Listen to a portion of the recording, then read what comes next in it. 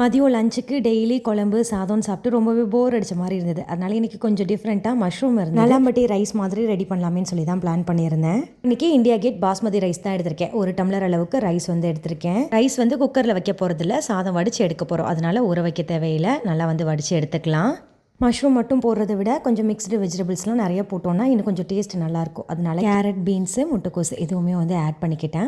First vegetables எல்லாம் நல்லா wash பண்ணிக்கிட்டு மஷ்ரூமும் நல்லா ஒரு 2-3 வாட்டி வந்து வாஷ் பண்ணி எடுத்துகிட்டு எந்த அளவுக்கு குட்டியாக கட் பண்ண முடியுமோ அந்தளவுக்கு வந்து குட்டி குட்டியாக கட் பண்ணி எடுத்துக்கலாம். பொதுவாகவே பசங்களுக்கு ஃப்ரைட் ரைஸ் அப்படின்னாலே ரொம்பவே பிடிக்கும். இந்த மாதிரி நிறைய வெஜிடபிள்ஸ் சேர்த்து கொடுக்கும்போது இன்னும் கொஞ்சம் ஹெல்த்தியாகவும் இருக்கும். வெஜிடபிள்ஸ் எல்லாம் கட் பண்ணிவிட்டு 2-3 பல் பூண்டு அதையுமே பொடியாக கட் பண்ணி எடுத்துக்கலாம். சின்ன சைஸில் 2 பெரிய வெங்காயம் நீளவாக்கில் கட் பண்ணி எடுத்துக்கோங்க. மஷ்ரூமே நல்லா குட்டி குட்டியாக கட் பண்ணி எடுத்தாச்சு. கடாயில் 3 ஸ்பூன் எண்ணெய் சேர்த்து ஃபஸ்ட்டு மஷ்ரூம் கொஞ்சமாக உப்பு சேர்த்து நல்லா கலர் சேஞ்ச் ஆகிற வரைக்கும் வதக்கிட்டு தனியாக எடுத்து வச்சுக்கோங்க.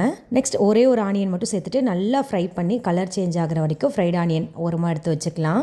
அதே எண்ணெயிலேயே பொடியாக கட் பண்ணி வச்சிருக்க பூண்டு 2-3 காஞ்ச மிளகாய் விதையை எடுத்துட்டு சேர்த்துக்கோங்க. மீதி இருக்க ஒரு பெரிய வெங்காயம் 2 நிமிஷம் நல்லா வதங்கினதுக்கு அப்புறமா கேரட் பீன்ஸ் சேர்த்து ஒரு 2 நிமிஷம் வதக்கி விட்டுக்கலாம். கொஞ்சமாக உப்பு முட்டைக்கோஸ் சேர்த்துட்டு நல்லா வந்து கலந்து விட்டுக்கோங்க. ஒரு இடிக்கல்ல ஸ்பூன் அளவுக்கு மிளகு சீரகம் தனித்தனியாக நல்லா பொடி பண்ணி எடுத்து வச்சிருக்கேன். வெஜிடபிள்ஸ் நல்லா வதங்கிடுச்சு. இப்போ காரத்துக்கு தகுந்த மாதிரி 1 ஸ்பூன் அளவுக்கு மிளகாத்தூள், 1/2 ஸ்பூன் சீரகத்தூள், 1/2 ஸ்பூன் கரம் மசாலா, கொஞ்சமாக எக்ஸ்ட்ராவாக உப்பு எல்லாம் சேர்த்து நல்லா ஒரு 2 நிமிஷம் கலந்து விட்டுட்டு வடித்து ஆற வச்ச சாதம் அது கூடவே 1 ஸ்பூன் சோயா சாஸ் சேர்த்துக்கோங்க. ஒரு வாட்டி கலந்து விட்டுட்டு கொஞ்சமாக பெப்பர் தூள், நம்ம ஃப்ரை பண்ணி வச்சிருக்க மஷ்ரூம் அது கூடவே ஃப்ரைட் ஆனியன் சேர்த்துட்டு நல்லா கலந்து விட்டுடலாம். ஃப்ரைட் ஆனியன் சேர்க்கும் போது டேஸ்ட் இன்னுமே சூப்பராக இருக்கும். ஃபைனலாக கொஞ்சமாக மல்லி இலை சேர்த்துக்கோங்க.